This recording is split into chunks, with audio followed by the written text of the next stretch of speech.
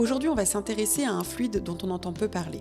Et pourtant, il circule en nous en silence et joue un rôle clé dans notre immunité, notre digestion, notre énergie et même notre peau. Il s'agit de la lymphe. Avec mon invité, Paul Griveau, ostéopathe passionné, on va parler ensemble du système lymphatique, ce qu'il dit de notre état de santé et surtout pourquoi il mérite toute notre attention. Pourquoi peut-on se sentir gonflé dès le matin alors qu'on mange plutôt bien ? Quel est le lien entre stress chronique et inflammation silencieuse ? En quoi le drainage lymphatique peut-il être bien plus qu'un simple soin esthétique ? Des clés très simples pour soutenir ce système au quotidien.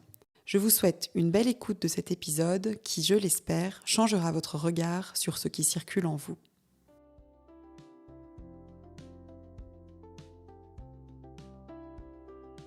Écoute, Paul, je suis ravie de te recevoir aujourd'hui sur l'écoute. Est-ce que tu peux nous présenter un peu ton parcours, ta spécialité et ta vision peut-être de l'ostéopathie ? Écoute, merci déjà pour l'invitation. Je m'appelle Paul Griveau, je suis ostéopathe, effectivement. Je suis aussi papa de 2 enfants. Je pratique l'ostéopathie dans mon cabinet à la Croix-Rousse. Okay. Et j'ai élaboré en 2018 une technique qui est un mélange entre l'ostéopathie classique et les techniques de drainage lymphatique. Donc, sous l'impulsion de mes patients, j'ai élaboré cette technique, un protocole un petit peu personnalisable et qui permet de répondre aux maux et aux troubles qu'on retrouve de manière assez récurrente maintenant en cabinet. Alors, j'ai une question, évidemment, il va falloir qu'on rentre un peu plus dans le sujet après, mais c'est tes patients qui te demandaient justement de travailler ce drainage lymphatique ? Ou c'est toi, avec leurs mots, qui a compris qu'en fait, il fallait vraiment avoir cette approche-là ? Écoute, je pense que c'est un peu des deux. Les patients, alors plutôt féminines, mais aussi masculines à force, comprenaient en fait qu'il y avait quelque chose de très global dans leurs troubles. Pas que local, c'est-à-dire que les troubles de la digestion, des troubles inflammatoires, même des tendinites classiques, okay, résidaient quand même sur la globalité. Et les patients sont très curieux quand même de manière générale, des fois un peu trop, parce que du coup, on trouve des informations pas forcément très vraies sur Internet, mais on peut quand même faire confiance des fois à l'instinct du patient. Et je t'avouerai que les patients me parlaient beaucoup en fait, de ce système un petit peu lymphatique. Et effectivement, les troubles qu'on retrouve assez réguliers ont tous un lien qui est avec, pour moi, la lymphe. Donc du coup, effectivement, ils m'ont inculqué indirectement cette idée, et il y a des patientes aussi qui me disaient ça serait bien que tu fasses des drainages parce que franchement, on a besoin de ça et ça nous ferait du bien de manière assez générale. Donc en fait, il y a des experts, mais nous, on a décidé d'enregistrer ce podcast ensemble aujourd'hui parce qu'on s'est quand même fait la remarque qu'il y avait une méconnaissance de système lymphatique, une lymphe qui est peut-être un peu oubliée, et on avait envie d'en parler pour comprendre ce que c'est que la lymphe, comment elle fonctionne, et apporter des clés et qu'il y ait une conscience en fait sur tout ce système dans notre corps, quoi. Ouais. Et est-ce que, juste avant qu'on plonge justement pour mieux comprendre tout ça, est-ce que tu peux me donner, Paul, ta définition de la beauté ? On sort du système lymphatique. Ah oui, d'accord. Mais... non, effectivement, c'est une question qui sort un petit peu là-dessus, même si effectivement, je pense encore une fois que la lymphe fait partie de la beauté aussi. Pour moi, effectivement, la beauté, ça réside sur le côté un petit peu énergétique, sur le côté aussi solaire. J'aime les gens, effectivement, et les gens que je trouve beaux sont... effectivement, à mon avis, dans un état énergétique qui paraît en tout cas sereine.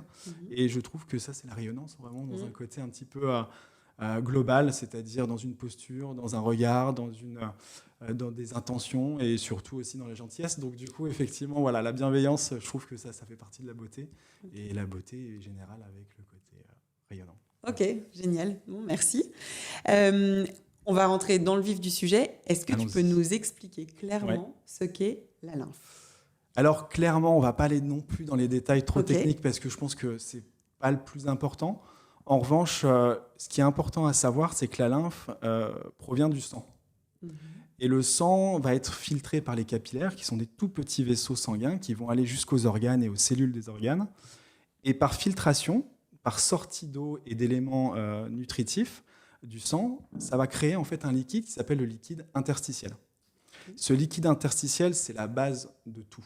Mais vraiment, c'est ce qui nourrit la cellule, qui lui permettent de se diviser, de croître, de faire ses échanges, de produire des éléments comme les protéines, comme les lipides, comme tous les éléments essentiels au corps. Donc ce liquide interstitiel est un liquide qui est gorgé d'éléments nutritifs pour la cellule, et aussi il va récupérer tous les déchets issus du métabolisme de la cellule. Quand il y a eu ces différenciations et ces échanges, le liquide interstitiel va être recapté par le sang. En tout cas, l'eau qui a été en surplus va être recaptée par le sang pour pouvoir ensuite repartir dans la circulation générale. En revanche, il va y rester une partie de ce liquide avec les déchets dans ce liquide interstitiel qui va être ensuite capté par les capillaires lymphatiques, cette fois-ci, et vont partir dans le réseau lymphatique. Okay. Donc c'est comme ça que se crée la lymphe, c'est grâce à ce liquide interstitiel. En revanche, effectivement, la différence entre le sang et la lymphe, c'est qu'en plus de ça, le sang a une pompe, qui est la pompe cardiaque. En revanche, la lymphe n'a pas de pompe. C'est un petit peu la grosse différence et les choses qui peuvent expliquer un petit peu les troubles aussi de la circulation lymphatique. La seule chose qui va venir en fait stimuler la circulation lymphatique, c'est le mouvement, le mouvement du corps. Donc la lymphe ne draine que des déchets, si je comprends bien. Alors, la lymphe draine les déchets, effectivement, mais aussi tout ce qui est en surplus. Okay. C'est-à-dire que, par exemple, et on revient sur des éléments un petit peu plus globaux, comme les hormones, si on a des hormones en trop grande quantité dans le corps, le sang va dire « je ne veux pas la quantité en surplus, je vais la mettre dans la lymphe ». Et du coup, la lymphe va être aussi chargée d'éléments qui ne sont pas considérés comme des déchets, mais qui sont considérés comme des surplus. Ok, et donc on a le système sanguin avec tout son réseau, et il y a un réseau lymphatique en parallèle. Exactement. Donc tu disais que c'était le mouvement, mais du coup, cette lymphe s'évacue comment ? Enfin, ces déchets s'évacuent comment ? Alors, elle s'évacue par ce réseau secondaire. J'imagine que c'est son objectif, c'est d'évacuer ces déchets et ces surplus. C'est exactement ça. Son but, c'est d'aller à un endroit très particulier dans le corps qui s'appelle... cette zone-là est sous la clavicule, à gauche et à droite, plutôt préférentiellement du côté gauche. Donc le but de la lymphe, c'est d'aller dans cet endroit-là. Donc vous voyez, tu vois le... Mais d'y aller grâce à nos mouvements uniquement. Exactement, grâce à nos mouvements. Et puis finalement, les réseaux lymphatiques sont faits de manière assez intelligente, puisqu'il y a des valves qui vont pouvoir en fait retenir le mouvement. Donc quand ça monte, les valves retiennent les liquides qui vont redescendre, et par graduation, à chaque fois... Des petits barrages, quoi. Exactement, à chaque fois, il y a vraiment des petits barrages. En revanche, effectivement, comme c'est un réseau secondaire sans pompe directe, tout est en fonction du mouvement qu'on va avoir. C'est-à-dire que dans le corps, il n'y a pas que les mouvements qu'on va avoir dans la vie quotidienne, de marche, d'activité physique, etc. Il y a aussi un mouvement extrêmement important qui est la respiration diaphragmatique. Et c'est une des pompes les plus importantes aussi qu'on a dans le corps pour la lymphe, au-delà du fait de marcher et de bouger de manière quotidienne. Et alors, quand elle est... alors, on reviendra peut-être au fait que quand elle circule mal, ce qui se passe, mais dans l'idée, si on ne bouge pas, oui. Ou peu, puisque du coup, on aura toujours ce mouvement de respiration, mais exactement. Est-ce qu'en fait, elle va juste se densifier en déchets, ou est-ce qu'elle va avoir un volume plus important aussi ? Je vois ce que tu veux dire. Écoute, généralement, quand on ne fait pas trop attention... on en reviendra du coup pour les conseils, mais quand on ne fait pas trop attention à la lymphe, effectivement, elle se condense en éléments déchets, toxiques. Voilà, c'est ça. Et en fait, finalement, cette condensation et ce côté un petit peu hyper toxinique va entraîner en fait des réactions dans le corps de lutte contre cette accumulation de déchets. Donc c'est pour ça qu'en fait, une mauvaise circulation lymphatique va entraîner en fait une cascade de réactions chimiques et hormonales dans le corps. Ok. Et alors, c'est quoi donc au-delà d'éliminer tous ces déchets, la finalité, c'est quoi ? C'est de travailler sur l'immunité. Quand on a échangé sur le podcast en amont, on parlait d'immunité, on parlait de capacité à récupérer aussi, la récupération. Quel impact elle va avoir justement là-dessus ? Écoute, c'est vrai qu'il y a, au-delà du fait qu'il y a un côté détoxifiant du corps et ce côté un peu poubelle, oui, et du coup, travail sur le fond. Un des rôles les plus importants, c'est l'immunité. parce que la lymphe, ça vient de la lymphocyte. Okay. Et du coup, les lymphocytes sont les cellules, les globules blancs, les cellules immunitaires du corps. Et ce qui fait partie aussi du réseau lymphatique, ce sont les ganglions lymphatiques. On a des ganglions partout dans le corps, on a à peu près entre 500 et 600 ganglions dans le corps, donc c'est énorme. Ça va des pieds aux genoux, dans l'aine, dans le ventre, au niveau du diaphragme, dans tout le thorax, dans le cou, au niveau cérébral. Donc ces ganglions sont très importants au niveau immunitaire puisque c'est un petit peu la douane. C'est-à-dire que la lymphe va passer par ces ganglions. Et dans ces ganglions résident en fait des cellules immunitaires, comme les lymphocytes. Il y en a plusieurs sortes, voilà, il y a un côté très technique aussi là-dessus. Et dès que la lymphe va amener des éléments, on va dire, potentiellement pathogènes, les lymphocytes qui sont présents dans les ganglions lymphatiques vont interagir avec les éléments pathogènes, avoir une action de destruction et ensuite, voilà, être récupéré par la lymphe en aval. Vraiment. Donc quand on sent nos ganglions, parce que quand on est malade, on peut avoir un ganglion qui grossit en fait, c'est justement, est-ce qu'il y a un encombrement ou est-ce qu'il y a des choses qui se passent Quand on est malade, le ganglion il se densifie effectivement parce que du coup il y a plus de lymphe, il y a plus d'éléments cicatriciels dedans, enfin en tout cas immunitaires. C'est tout à fait normal. Et du coup, voilà, c'est une adénopathie qui va être tout à fait physiologique par rapport à une infection ou par rapport à un trouble global. En revanche, effectivement, on peut retrouver des ganglions toujours un petit peu tendus, un petit peu sensibles, même après une infection. Donc ça veut dire que le ganglion est gorgé. En revanche, voilà, il faut faire toujours attention, on en parlera effectivement, de toujours avoir un examen clinique qui est très très strict pour voir un petit peu les troubles et les signes qui pourraient nous faire penser à d'autres choses un petit peu plus pathologiques et qui nécessiteraient un abord beaucoup plus médical. Ok. Et alors, quand elle circule mal, cette lymphe, quels sont justement les signes d'engorgement? Comment est-ce qu'on peut savoir, là, chez soi, pour les personnes qui nous écoutent, si on a un système lymphatique qui est pas défaillant, mais en tout cas pas suffisamment dynamique? Oui, alors ça, c'est vrai que c'est des signes qui peuvent être assez faciles à ressentir, puisque déjà, on voit bien qu'au niveau physique, les jambes sont une grande partie de notre corps, donc du coup, c'est une grosse réserve lymphatique, et du fait aussi de la gravité, les liquides ont tendance quand même à rester stagnants dans cette partie-là du corps. Donc du coup, on va avoir quand même préférentiellement des jambes qui peuvent être un petit peu lourdes, des sensations de gonflement, et puis un inconfort qu'on peut retrouver souvent en fin de journée puisqu'on est fatigué. Donc si on est fatigué intellectuellement, on est aussi fatigué dans nos cellules aussi physiques. Donc c'est pour ça qu'il y a une fatigue aussi du système circulatoire. Donc ça, c'est une des premières choses. C'est vrai qu'au cabinet, moi, je retrouve beaucoup ces motifs de consultation comme les jambes lourdes. Okay. En revanche, on peut avoir des choses beaucoup plus insinueuses, ou en tout cas qu'on ne fait pas trop le lien avec la lymphe, comme effectivement les troubles au niveau digestif, des sensations de ventre gonflé, douloureux, ou en tout cas dans un côté fonctionnel, où on n'a pas forcément de troubles digestifs, mais des tensions et des ventres qui peuvent être vraiment un petit peu sensibles. On peut avoir des maux de tête récurrents. Okay. Les maux de tête peuvent être en fonction aussi de cette circulation globale qui peut être altérée parce que là tensions. Aussi, il y a trop une hyperpression en tout cas, une hyperpression, et puis aussi ce côté un peu inflammatoire, stagnant en fait, dans le côté circulatoire. Au niveau physique, effectivement, on peut vraiment le sentir aussi avec les mains un petit peu gonflées, sans trop d'éléments qui expliqueraient ça.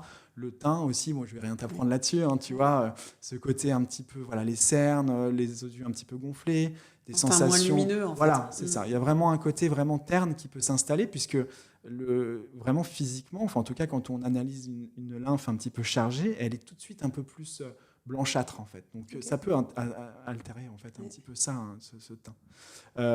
Voilà. Une des choses aussi très importantes, et ça on en reparlera, mais c'est aussi la fatigue. Okay. On retrouve beaucoup de fatigue dans nos quotidiens en fait, de manière très globale. Et la fatigue, elle est aussi beaucoup due en fait à ce côté où le corps doit lutter constamment pour pouvoir aller chercher le drainage et la détoxification. Donc ça fatigue énormément le corps, c'est vraiment une perte énergétique. Donc en fait, quand on se sent fatigué, potentiellement, aller faire un peu de sport fait du bien, notamment parce qu'on va drainer cette lymphe. Exactement. Okay. Ou en tout cas, peut-être plutôt pas... que de se poser un peu plus. C'est ça. Nous, on a tendance à se dire, bon allez, je vais me mettre dans le lit, on va faire une sieste, mais en fait, finalement, franchement... on a tous fait un peu l'expérience, on se réveille crevé de la sieste. Ouais. C'est pas ça on n'est pas dans une question de manque de sommeil. Alors il peut y avoir des fatigues liées à ça, bien sûr, mais de manière un petit peu fonctionnelle dans la journée, généralement c'est ça. Donc une lymphe chargée, un petit peu plus visqueuse, parce que du coup tout se densifie, altère en fait l'état général. Okay. Et comment on fait pour reconnaître, parce que là tu parlais de jambes lourdes, de jambes gonflées, comment on fait pour reconnaître un système lymphatique pas assez dynamique, de la rétention d'eau, Oui. un système sanguin, de mauvaise circulation du sang. Enfin, tu vois, moi j'avoue que j'ai personnellement la chance de ne pas avoir ce problème-là, mais j'entends quand même souvent des personnes dire voilà, j'ai le sang qui circule mal, du coup j'ai les jambes un peu lourdes. Enfin, comment on fait pour savoir d'où vient le problème? Est-ce qu'on arrive à identifier en fait ça? Alors, de manière examen clinique, effectivement, on arrive à avoir des signes quand même qui sont assez distinctifs entre la lymphe et le côté vasculaire, sauf même si c'est tout à fait lié en fait. Tu vois, comme je te disais, la lymphe, c'est un hyperfiltrat du sang, donc oui, si ça va pas au niveau veineux, ça ira pas au niveau lymphatique et inversement. Okay. Donc du double coup, peine. ça va avec. Voilà, c'est de toute façon là-dessus. En revanche, effectivement, si vraiment il y a une altération de l'état général du patient dans un côté très chronique et avec des signes, par exemple, de grosses veines qui sont ressorties au niveau de la jambe ou au niveau du pubis ou au niveau du ventre, etc. Là, on est dans une altération plus, en tout cas, plus physique de la veine et du système vraiment veineux et artériel. Donc ça, c'est quelque chose qui pourrait être quand même intéressant à investiguer de manière médicale quand même. Okay. Donc ça, effectivement. Mais ça, on le ressent par le fait que ça soit vraiment une grosse fatigue très importante et des douleurs très importantes au niveau des membres. En revanche, effectivement, dans un côté un petit peu plus fonctionnel de la lymphe, il y a des signes tout à fait visibles, c'est les chaussettes, la marque de la chaussette. Okay. Quand on a une marque de la chaussette, on a de toute façon un œdème, même s'il est tout léger, qui s'installe. Et du coup, là, ça, c'est pas de la rétention d'eau. Alors, ça fait partie. La rétention d'eau, je pense que c'est un côté un peu. C'est pas un terme. C'est un terme un petit peu, générique. C'est la rétention de lymphe. La rétention de lymphe, en fait, parce que la lymphe est composée à 95% d'eau. Okay. Donc, effectivement, c'est une rétention de lymphe. Mais c'est intéressant. Il y a des patientes qui me le disent, j'ai fait de l'eau, j'ai de l'eau dans les jambes, il y a une sensation de lourdeur, côté un peu à queue vraiment dans les jambes. Et là, on est sur la lymphe, effectivement. Donc, on peut même poser le doigt sur la cheville ou sur le mollet, et si la petite cupule qui a été formée par l'appui reste quelques temps, on est sur effectivement une perturbation un petit peu globale au niveau du système lymphatique. Ok, donc très bien. Donc en fait, la rétention d'eau n'existe pas vraiment, quoi. C'est un terme qui est, je pense, très représentatif des troubles, mais finalement de manière un petit peu plus poussée et technique, on est plus sur la lymphe. Et quand on en parlait, tu me disais voilà, typiquement. Un ventre gonflé dès le matin alors qu'on a une alimentation correcte et pas de problème, ça peut être dû à la lymphe. Enfin, alors, il peut y avoir plein de choses, mais moi, ça m'intéresse, j'ai toujours le ventre rond. Eh ben, écoute, oui, alors ça, c'est, moi, je pense vraiment un des troubles les plus quotidiens et fréquents qu'on retrouve au cabinet. Surtout, comme tu disais, on fait attention à ce qu'on mange, on fait un peu de sport, etc. etc. Bon, ce qui est très intéressant, c'est que ça se travaille. Et c'est pas quelque chose qui est fatal, on ne voit pas une fatalité là-dessus, donc ça se travaille. Et ça s'explique surtout par deux choses. Généralement, effectivement, des troubles un petit peu digestifs et des ventres un peu gonflés le matin, ça veut dire que le soir, on se couche quand même dans un état peut-être pas non plus de plénitude et de détente globale. Donc déjà, il y a quand même un état un petit peu global de stress dans le corps, dû à une chronicité ou autre, qui crée finalement un effet inflammatoire global dans le corps et du coup une perméabilité vasculaire qui fait sortir finalement de l'eau et des éléments même protéiques hors du système circulatoire qui devrait rester dans la circulation mais qui sort dans ce fameux liquide interstitiel. Et comme dans le ventre, on a énormément de sang qui stagne et qui vient faire les différents échanges avec les nutriments qu'on a ingérés le soir, il y a une sortie massive d'eau et d'éléments, on va dire, non désirés. Et le corps va lutter contre ça en envoyant des agents immunitaires immunitaire pour lutter contre cette sortie massive. Donc on a quand même une stagnation. C'est une sorte d'inflammation du coup qui C'est une inflammation, on appelle ça l'inflammation de bas grade. Okay. C'est une inflammation qui est sourde, un petit peu sinueuse, qui est légère mais toujours présente et qui fait vraiment sortir de l'os, amener des éléments immunitaires qui vont lutter contre ça. Et tout ça va venir un petit peu perturber l'ensemble des éléments qui sont au niveau viscéral. Et deuxième point aussi qui est très intéressant, c'est la nuit, en fait, on respire de manière un petit peu moins efficace. Donc le diaphragme travaille dans une amplitude un peu amoindrie, finalement. Et en fait, cette pompe diaphragmatique qu'on parlait tout à l'heure est beaucoup moins efficace. Donc du coup, le ventre, s'il y a une inflammation, et en plus de ça, au niveau diaphragmatique, il n'y a pas de pompe, forcément, et en plus de ça, on ne bouge pas parce qu'on est dans le lit, et ben en fait, tout stagne au niveau du ventre, et le matin, on se réveille avec le ventre gonflé. Voilà. Ok, intéressant. Et l'impact du stress, de l'alimentation, quel effet ça va avoir sur notre système lymphatique? L'alimentation, j'allais dire quelque chose, mais non, en fait, ça n'a rien à voir avec ce dont on vient de parler. L'alimentation, effectivement, on a... Si on a plus de toxiques, entre guillemets, il y en a plus... Ça. Oui, c'est ça. Exactement. Déjà, des éléments toxiques, même issus de l'alimentation transformée, va induire de toute façon des réactions immunitaires par le fait que l'intestin va se sentir un peu agressé et pareil, réaction inflammatoire. Deux éléments aussi qui perturbent beaucoup la lymphe, c'est le sucre raffiné, bien sûr, parce que... alors, je ne suis pas un expert là-dessus, même si j'y connais un petit peu, mais il y a quand même une réaction en fait, d'agression des cellules par le sucre, du fait de la glycation. Donc ça, c'est quelque chose de très technique. Qui crée de l'inflammation, et qui crée finalement dans un stress, comme un stress finalement... cellulaire. Voilà, en fait, c'est les mêmes processus qui font sortir du cortisol. Le cortisol va venir toujours fatiguer le corps et du coup... de manière progressive, influencer sur cette inflammation chronique.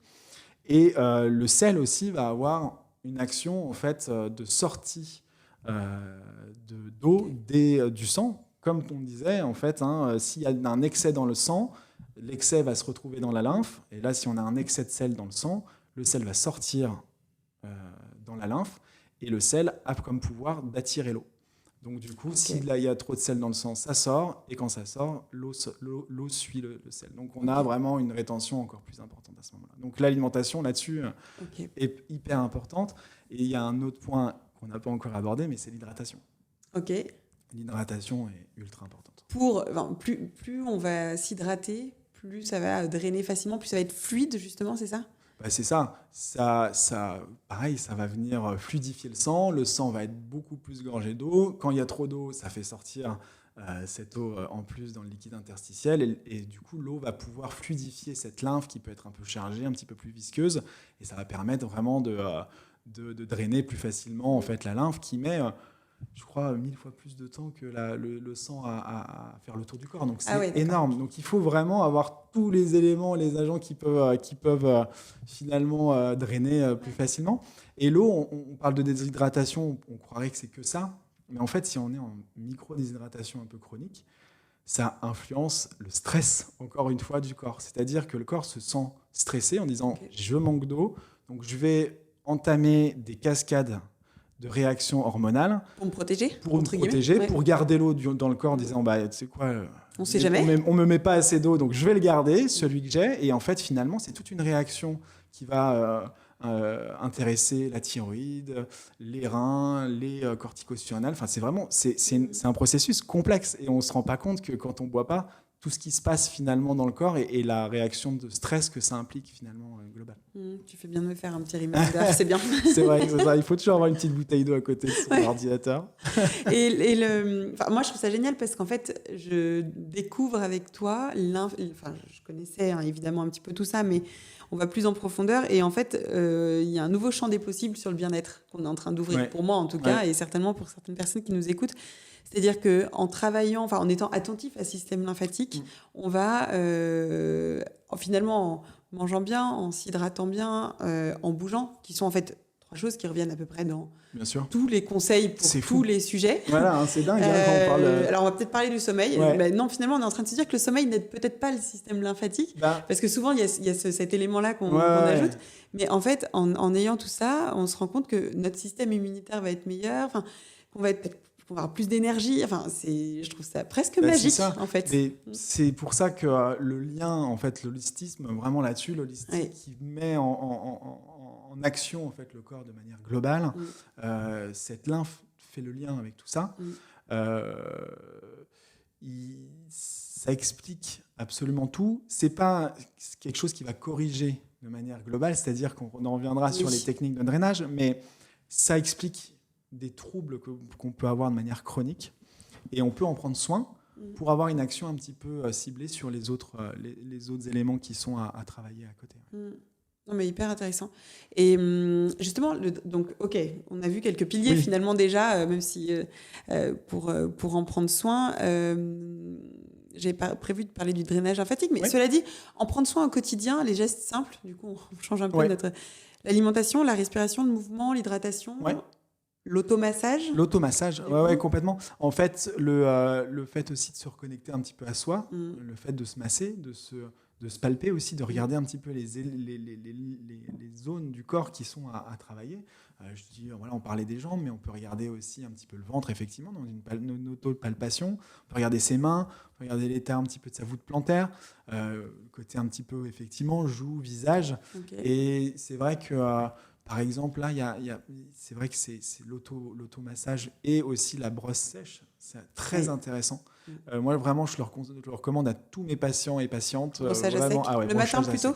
Alors, ou pas forcément. moi, je n'ai pas vraiment d'éléments à donner là-dessus. Comme on disait, tu vois, la fin de journée est quand même propice au fait qu'on est tous fatigués, qu'on ait les cellules fatiguées, qu'on ait les cellules aussi lymphatiques, etc. Donc, c'est vrai que le soir, c'est pas mal. Et du coup, tu vois, ça pourrait permettre à avoir une prévention sur les ventres gonflés ou sur les jambes lourdes le matin, etc. Donc, de toute façon, décharger le soir, c'est ultra intéressant pour avoir un peu plus allégé pendant le sommeil quand même, et pouvoir se réveiller un petit peu plus serein, quoi. Pas mal, parce que moi je trouve que le matin je manque de temps. Donc, le matin, mais j'avais ça, en tête le fait que le matin ce soit beaucoup plus propice. Donc très bien de savoir que ce soit le soir. Je pense que ça serait trop bien d'en faire le matin et soir tous les jours. C'est clair. Et puis même quand on a un peu le temps. En revanche, effectivement, il y a des moments plus propices. Et c'est vrai que le soir, je préfère avoir comme conseil privilégier le soir. Et alors là, on est à l'écoute et on n'est pas en visuel, mais quel conseil tu nous donnes pour cet automassage, enfin ce brossage à sec? C'est de partir du bout des membres et de ramener entre guillemets vers le cœur.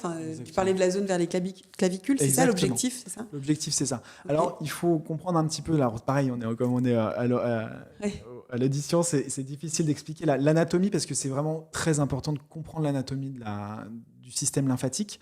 On part du principe, effectivement, qu'il faut que la lymphe aille au niveau des clavicules, c'est-à-dire que là où il y a les veines sous-clavières qui vont ensuite dans le cœur. Et en fait, on a un petit système de jonction, en fait, du système lymphatique dans des veines sous-clavières. En revanche, ce qu'il faut comprendre, c'est que le tiers inférieur du corps, donc c'est-à-dire tout ce qui est en dessous du diaphragme jusqu'au pied, vont venir du coup par des petits réseaux, un peu comme des arbres qui se rejoignent en grands troncs, etc., arriver dans un petit réservoir qui est fait pour la lymphe, qui est placé sous le diaphragme. Ce réservoir s'appelle la citerne de Pecquet. Donc c'est très anatomique, c'est une description un petit peu théorique, mais qui est tout à fait vérifiable au niveau anatomique. Et cette citerne, en fait, récolte toute la lymphe du bas du corps, en tout cas du tiers inférieur du corps. Et par le fait du mouvement respiratoire, grâce à ce mouvement du diaphragme, cette citerne va venir se comprimer et se décomprimer pour pouvoir, comme une poire, envoyer du coup dans le conduit thoracique qui va remonter entre le cœur et les poumons, et ensuite arriver sous la clavicule par l'effet respiratoire et de l'action diaphragmatique. Donc il y a vraiment, je veux dire, c'est quand même bien fait, parce que ça va contre la gravité, et en plus de ça, on a une pompe qui est automatique, qui est le diaphragme, qui va le faire un peu à notre place sans avoir vraiment besoin. Et du coup, Mais attends, une fois qu'on est sous cette clavicule-là, ça part où après ces déchets? Et en fait, c'est quoi? Il y a de la transpiration qui les évacue? Enfin, on les évacue comment? Le conduit thoracique va directement dans une veine. Dans la veine, c'est vraiment une connexion directe dans la veine. Et du coup, toute la lymphe va venir se déverser dans la circulation veineuse. Et va aller dans le cœur, ensuite ça va aller dans les poumons, ça va aller dans le foie, ça va aller dans les reins et ça va être drainé par rapport à... Donc en fait, on récupère du sang, on renvoie dans le sang. Exactement. Et ça repasse... C'est ça. Et ensuite, ça va passer dans les systèmes de filtration hépatique et rénale.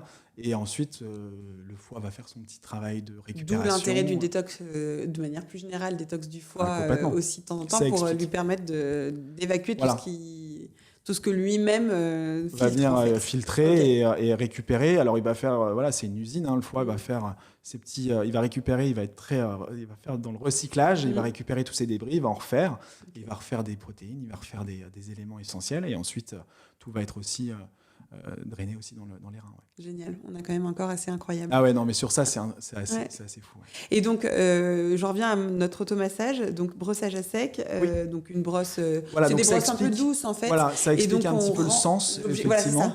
Donc, toujours avoir dans cette idée du haut du corps, aller dans la direction des clavicules, en fait, dans cette dynamique des extrémités au côté central. Et pareil au niveau du bas, c'est-à-dire qu'on part toujours de l'extrémité au niveau des pieds, des chevilles, on remonte au niveau genou, on remonte ensuite au niveau de l'aine, du ventre, on fait le tour du ventre dans le sens des aiguilles d'une montre, très très important parce que c'est le sens de drainage là-dessus, ça a été aussi très bien pensé l'histoire. Et du coup ensuite ça va remonter dans cette fameuse... et on part pas tout droit sur le ventre. Non, on part pas tout droit, on fait des ronds. Et on arrive sur ce réservoir qui est cette citerne, respiration pendant qu'on fait ça. Parce qu'on a tendance à ne pas respirer, on aide à faire ça parce que là, comme je vous ai dit, c'est global là-dessus, fondamental.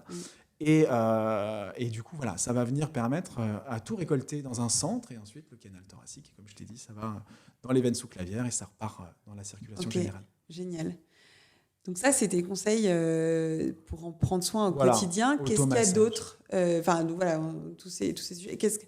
L'ostéopathie, le drainage lymphatique.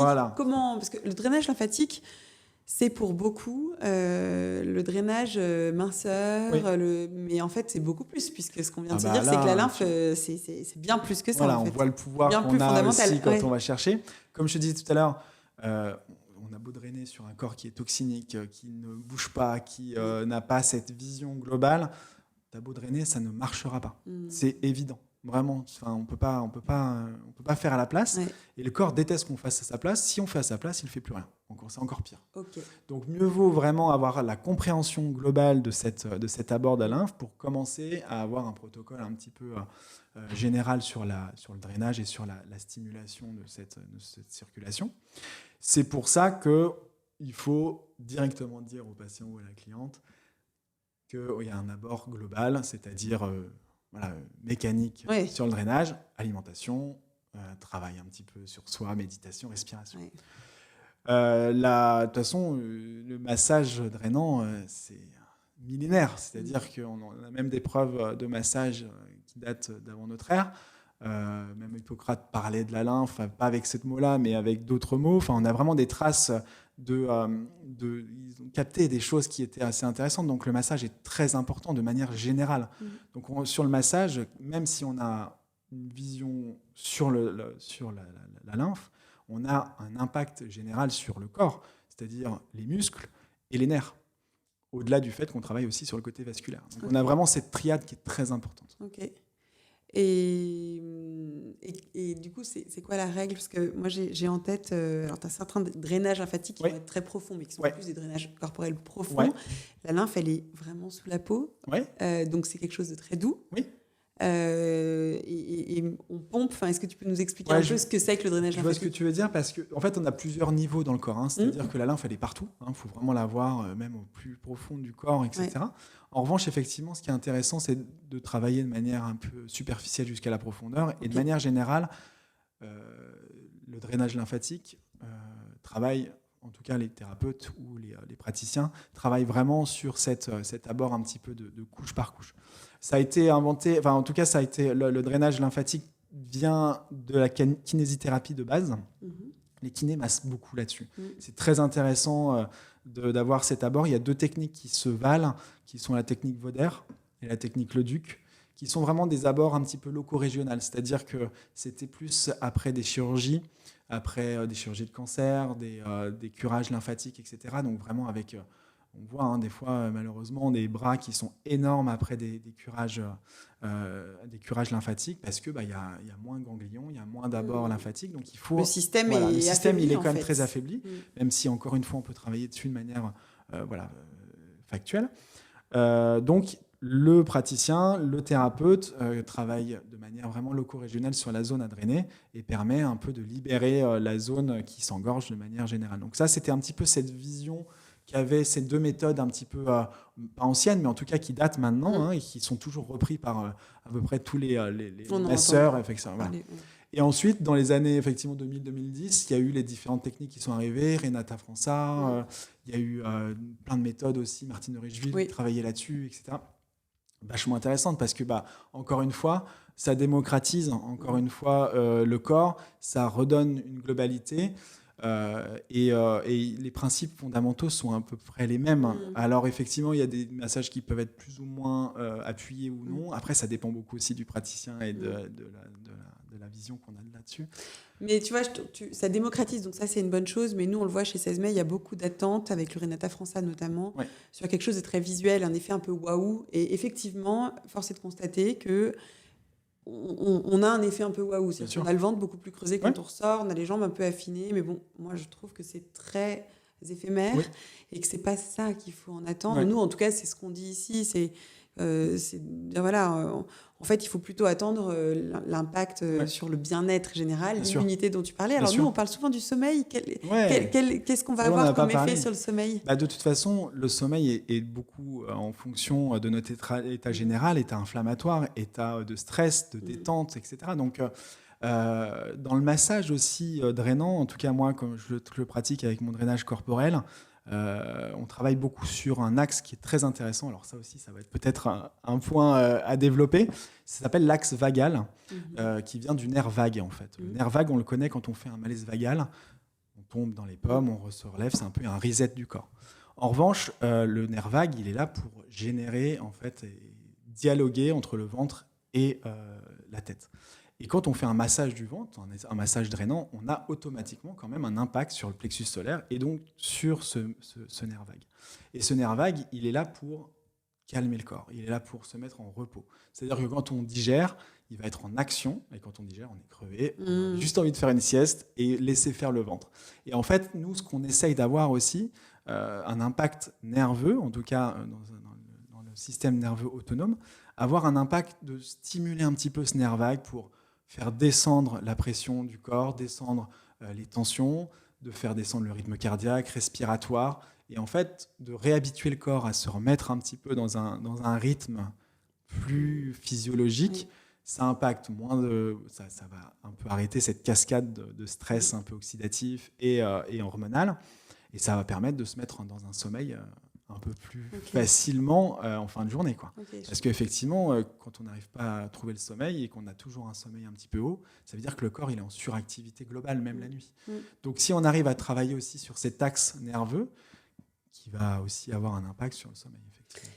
Tu parles beaucoup du stress. C'est quoi tes trucs à toi pour diminuer ton niveau de stress ? Au-delà de, là on parle de massage, etc., mais dans le quotidien ?